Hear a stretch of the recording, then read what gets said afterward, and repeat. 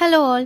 இன்றைக்கி என் டாட்டரோட lunch and ஸ்நாக்ஸ்க்கு என்ன back பண்ணணும்னு பார்க்கலாம். அதுக்கு முன்னாடி ஒரு பெரிய sorry for not posting videos for a very long time. Recent டேஸில் எனக்கு ரொம்பவே உடம்பு முடியல, வயசாகுதுல, மேபி அதனால் இருக்கலாம். சரி, இப்போ லஞ்ச் மெனு பார்க்கலாம். கொஞ்சம் கம்ஃபர்டிங்காக இருக்கட்டும்னு சொல்லிட்டு ரசம் ரைஸ் தான் இன்றைக்கி செஞ்சுருந்தேன். நான் மார்னிங் பேக் பண்ணுற ரசத்தை அவங்க மத்தியானம் தான் சாப்பிட்றாங்க. ஸோ ஆப்வியஸாக அது வந்து ட்ரை ஆகிடும். அதனால் கொஞ்சம் எக்ஸஸாக ரசம் ஊற்றிருக்கேன். கூடவே தொட்டுக்க அவரைக்காய். டெய்லி ஃப்ரூட் கொடுக்கறதுல இன்றைக்கி மாதுளை பழம் கொடுத்துருந்தேன். இன்றைக்கி நோ முட்டை, ஏன்னா தேர்ஸ்டேன்றனால. அண்ட் ரசத்துக்கு அப்பளம் நல்லாவே இருக்கும், அதனால அதையும் கொடுத்துருந்தேன். என்னோடய லஞ்ச் எல்லாமே வந்து நம்ம நார்மலாக வீட்டில் சாப்பிட்ற மாதிரி தான் நான் கிட்ஸ்க்குமே பேக் பண்ணி கொடுக்குறேன்.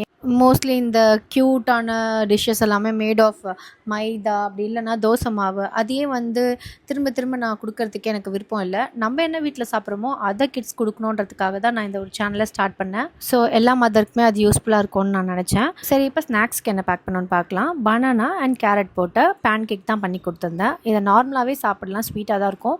பட் அதை பார்க்கறதுக்கு இன்னும் டெம்டிங்காக இருக்கணுன்றதுக்காக நான் ஹனி மேலே ஊற்றி கொடுத்துருக்கேன். அவ்வளோதான். இன்றைக்கி என்னோட டாட்டருக்கு இதுதான் லஞ்ச் அண்ட் ஸ்நாக்ஸ்க்கு நான் பேக் பண்ணி கொடுத்தது.